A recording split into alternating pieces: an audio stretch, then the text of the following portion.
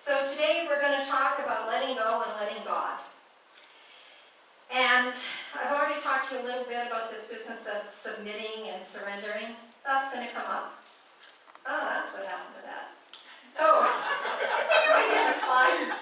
Special music, thank you. So, what are we going to be covering today? So I'm going to look at 3 areas. The first is, I'm inviting you to consider what you need to let go of. Let go. And then, how do you do it? And finally, what does it really mean to let God? Now, we know that we've been hearing this phrase for quite a while. For me, the time I heard it first, I remember, was in the summer of 1991. And at that time, I was living in what was then the Northwest Territories, soon to be Nunavut. And I was getting ready for a move back to southern Canada. And I was with my family. My 3 kids were born there, and my husband was, we were all getting ready to finally leave the north and go back to southwestern Ontario. And as you can imagine, that was a bit of a stressful time. I had fortunately really begun meditating, so I was feeling like things were under control. And a neighbor who I would identify as a fundamental Christian, just a wonderful lady, I was having coffee before I left, kind of a partying little get-together. And I said, oh, there's all this stuff to do, packing, moving, kids to get in new schools, new place, where am I going to live? And then she said, well, you know what you have to do, let go and let God. And that was the first time I'd ever heard that. And I thought, oh, let go and let God.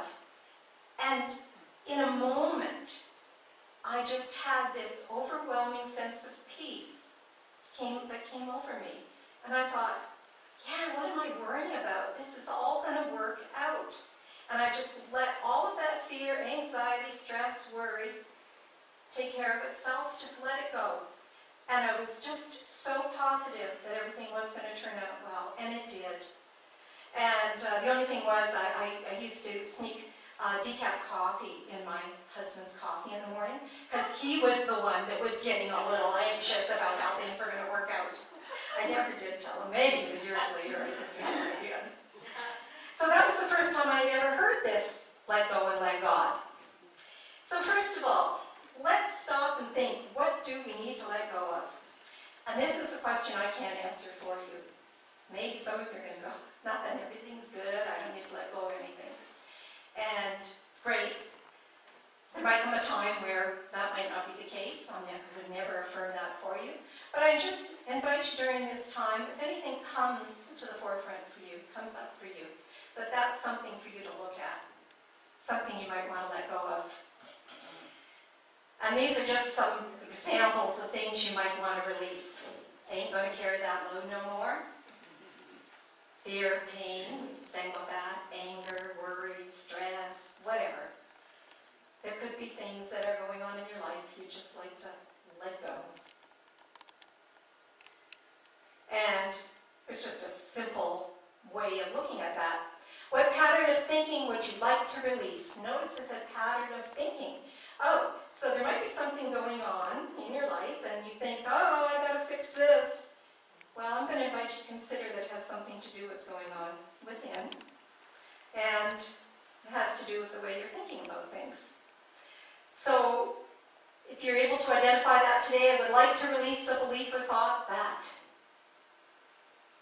And see what comes up. And I gave you a little prompt here. And what thoughts about yourself, others, the world no longer serve to create the life you desire? And a few weeks ago, I did talks on imagination and creation, creativity. So that's what we're all about, living the fullness of life that we are meant to live as these spiritual beings having a human experience. So, if you haven't had a chance to think about that, I invite you to do so right now.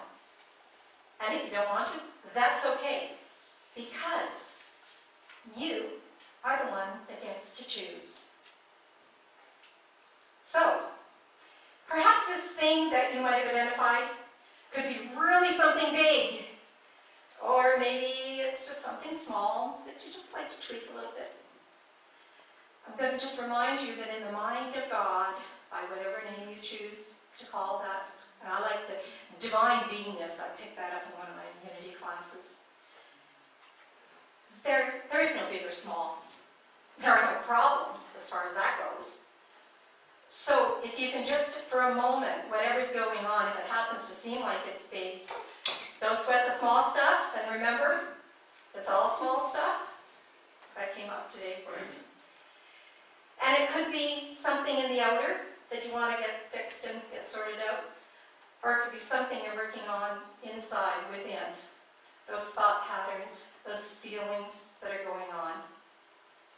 And these are all opportunities for you to look at ways that you can change and be transformed. And by the way, just so you know, full disclosure, I work on this stuff all the time. Sometimes more successfully than others, but you know, you've been around me long enough to know that. Now this plays a big part in what's going on within, or even what's going on in the outer. Ego. And it's become a 4-letter word, even though there's only 3 letters. And I think some of you might know, you've heard the edging God out, another acronym. Okay? And here's what Charles Fillmore has to say. He calls that kind of ego that edges God out the adverse ego. And what he says is that this is when humans attach their ego to sense consciousness. And he distinguishes all the time in his writings between sense consciousness, accepting that this is our reality, little r reality, versus spiritual consciousness with the big R reality, the truth, underlying all of this physical manifestation. And I love his way of expressing himself. So he's saying that it's this adverse ego that's causing all the trouble in the world. And every time I come up with some of these things, I go, neighbor to the south. It's in the news all the time. More stuff in the last week that just sometimes makes me want to go, Rrr. Yeah, sometimes does. Fran Leibowitz, I don't know if you've heard about her, like longtime feminist. She was at Capilano University giving talks this week, and I heard her on the radio, and she said, it gets to the point where I want to yell and scream at the TV when I see this stuff going on. And then she goes, but so far the TV hasn't answered back yet. And Charles says that it's selfishness and greed that make men, and forgive Charles, he was a man of his time, so his language isn't always PC. So humans, and I love this, grovel in the mire of materiality when they might soar in the heavens of spirituality. And the other thing that I found out in doing my research is, yeah, there is this ego that seems to want to run the show. It's a great problem-solving device that comes with us as human beings. The only thing that I have heard to describe is, well, if it's a problem-solving device, it's got to find problems to solve. So once you get through one, like this is all settled, yay, I've got it all figured out, oh, something else comes up. And then the ego goes, yay, something else I can work on and have control over. But we also have a spiritual ego, and that's the I am, that Christ within, that God self, that has the upon the roof perspective that can go beyond all of that mire of materiality. So, we're getting a sense that there's stuff that might, we might want to move on with and get rid of, let go of. So how do we do this? So I'm going to just give you a few Unity tools. The first one is, unless you're familiar with this, we've got 5 basic Unity principles. And principle number 3 is we create our life experiences by the activity of our thinking. That came up on an earlier slide. And I'm adding and feeling because it's become so evident now in people's evolution and understanding that the feelings are linked with thinking. And that is ultimately what's creating our lives. And everything in the manifest world has its beginning in thought. So, if we're going to find a way to let go of some of these things that we've been, we want to deal with, we don't want to be living in a world like this. Think of this as being your consciousness. It's kind of stagnant, marshy, same thought patterns, same negative stuff, buying into all that old patterning that you've, adapted and adopted from the time you were born. Or you have a chance to move on and use our power of elimination. And that's that energy that allows us to release, to let go, to remove, and to deny. And then we come to this term that has caused so much misunderstanding in unity. And sometimes I think, I wish I'd come up with another word. And ultimately, a denial is just a prayer tool that we have to say no. I ain't gonna no, grammar aside. I ain't gonna no, carry that load no more. I'm gonna let go. There's your denial and affirmation right there. You don't have to hang on to these things. And it is a mental process, again, happening in the thought realm, releasing from consciousness the false beliefs of the sense mind. And I invite you to consider that those things have been coming at you probably, I'm assuming, if it's anything like me, from the day you were born, from what you hear, the messages people have been telling you again and again, sometimes repeated, sometimes from different sources, sometimes from sources that you value and that you respect, and you're getting these messages about who you are and what you are.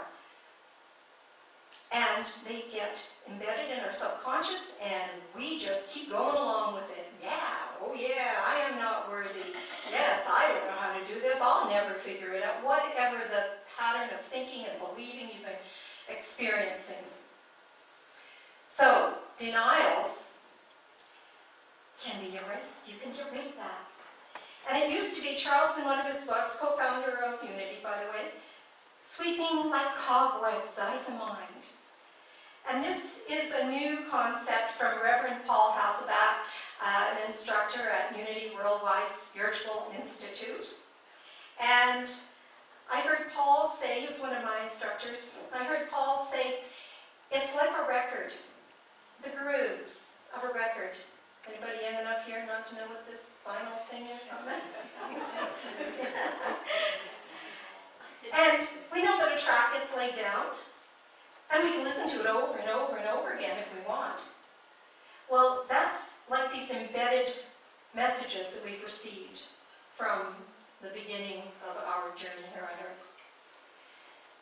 And he's saying that denials can then remove that track that's been laid down. And then you don't just leave it with this groove in your consciousness where that was. You get to fill it up with something new and better. And here's what he says in the 12 Powers, that there must be a letting go. This is a combination here. A letting go of old thoughts before the new can find place in consciousness. So if you want to change, maybe you don't. But if every now and then you think, I'd like life to be better, I'd like to be better.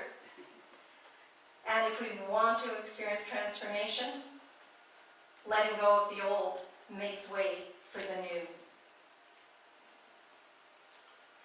And then we come to affirmations. This is how we're able to let go. We identify what it is. We say, no, I'm not giving this any power anymore. I can change this. And affirmations are the yeses. Yes to the truth. And sometimes we have to look for it. And sometimes we have to really work on believing it because we can hear it. And I am a divine being, radiating light and love. Well, that is the truth. But sometimes we don't feel like that's the truth for us. So whereas denials are the no, no, no, affirmations are the yes to truth with a capital T.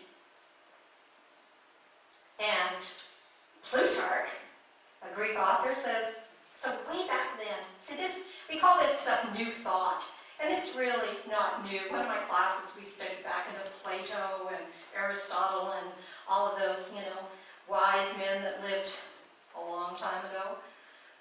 And here's Plutarch saying, what we achieve inwardly will change outer reality. So even back then, they knew this stuff was going on.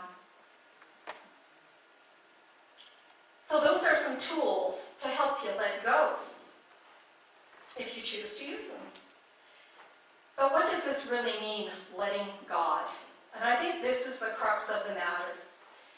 Because what's been happening, I think, with traditional religions throughout the, millennia, centuries, I guess, is that we've come to understand somehow that there was this being out there that if we just let go and give up of this futile human trying and everything that we're doing, that this being is going to make it all better.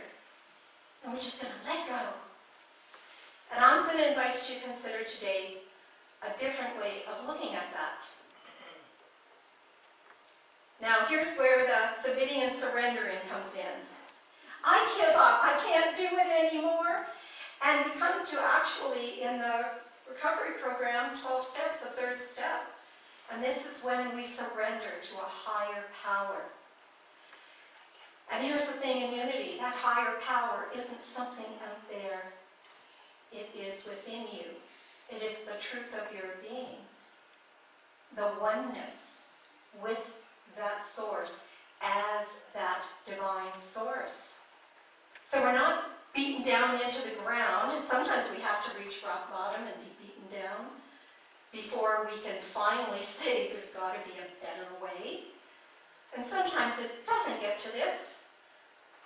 But if we could use that idea, even for the little things in our life, being frustrated over traffic might be one of them. Letting go and saying, I get there when I get there, and not getting hung up on, why are they stopped and why are they honking and all of that. I've been hearing that a lot lately. And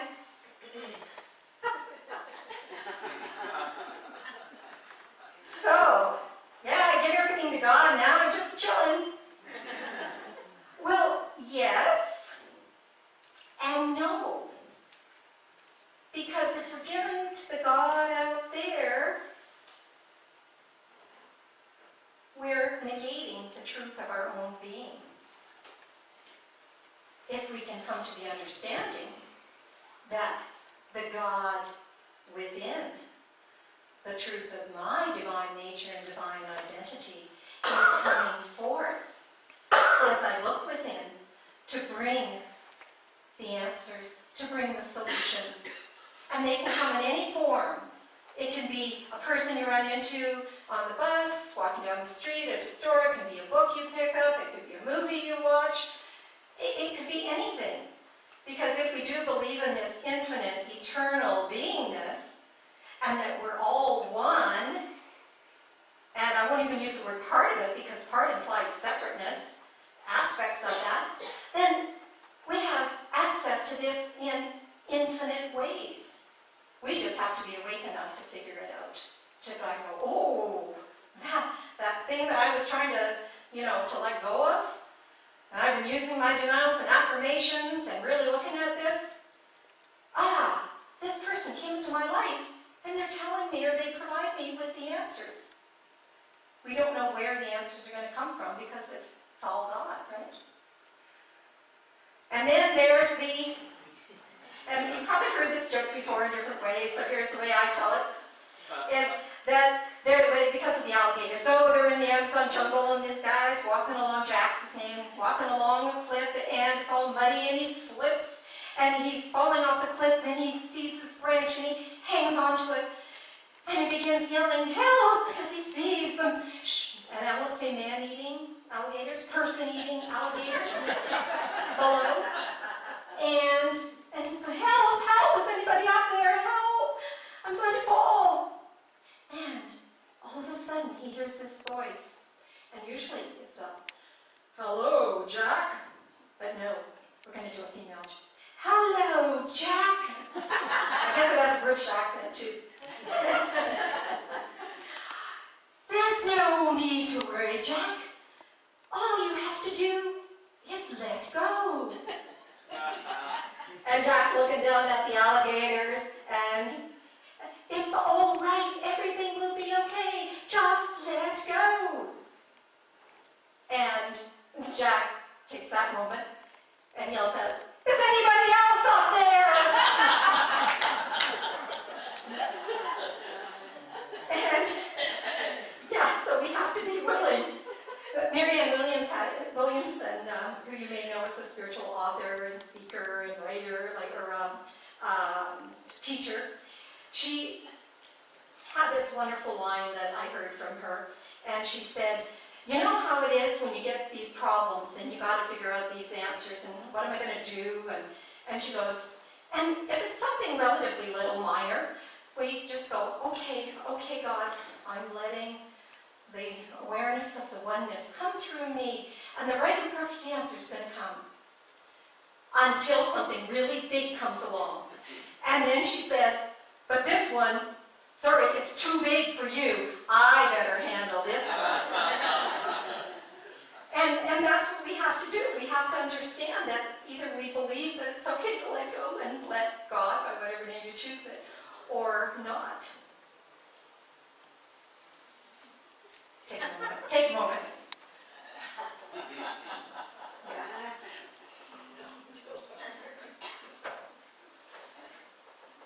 The answer's within. Enlightenment's within.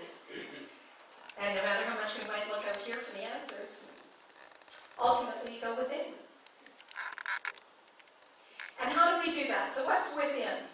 Well, if we come to the understanding of our oneness, and we have this divine identity as the truth of our being, once this physical stuff disappears. Divine nature. There are 12 spiritual tools we have called the 12 powers, the 12 faculties. We combine many names. Elimination is one of them. And these exist, as Charles Fillmore teaches, as divine ideas in the mind of God. And we can bring these forth because we actually have all of these available to us. And it's matching up the divine idea with whatever's going on and calling it forth and letting that energy, letting go and letting love, letting go and letting wisdom, letting go and letting power, which is dominion over your thoughts and your actions, that you get to control. And I saw this a while ago. A short way to remember them is upswell of whiz, and you got to get a trademark for it, Our very own Ronnie Orston came up with that. And what this stands for is 12 powers: understanding, power, strength, wisdom, and elimination, life, love, order, faith, will, imagination, and zeal. And so anytime you're going through something you want to get rid of and deal with, you call forth the upswell of whiz. And I like that because it reminds me of wizardry and the magic that can come from going within. The upswell of whiz. And now, not to be confused with the musical group. We know that, or hopefully we do, that God, as we identify that beingness, that God is absolute, principle. That is one way to describe God. Divine law. But Jesus, in the Bible in different times, used the word Abba, which can be translated into Daddy. Jesus understood that not only was there this absolute aspect of God, but he had a personal relationship. And this is where the confusion gets kind of started, is thinking it's only one or the other when it's and both. Is we can have this personal relationship where we feel love because we are love, and that God is love, and we feel that. This is what we can bring forth so that we can let God. We can bring any of these powers and feel the energy of each power and be enriched by it in our physical lives. And I use this slide once before, from co-creator to conscious transformers. We are living in a participative universe. We are united with this energy that we bring forth to create our lives, to deal with things. And letting go isn't letting God out there. Letting go is letting the Godness from within, the Godness that you are, the Godness that I am, come forth in any situation and transforming the situation. I always put in this caveat, you don't necessarily get it the way you want it. Sometimes there's something higher going on. That's where the trust, that's where the faith comes in. So, as we look at this circle radiating outward, we know that we always come back to center. So, what do you need to let go of? How are you going to do this? Are you going to say no? What are you going to say yes to? Are you going to let it think that it's bigger than you? You get to choose. And letting God, I invite you to consider, means the wisdom within. Everything is within you if you're willing to go within. Get in touch with it and let it come forth. Call it forth. Be a conscious transformer. So do you want to be like this little one? Or that little one? You get to choose. I'm just chilling. There's the chilling. Not a care in the world. So totally relaxed. And that's the power of letting God. Letting go of all that stuff. And just letting it be, go with the flow of life. And I invite you to declare this, if you're ready, together. I make an active choice to let go and let God. And then life will flow. And so it is.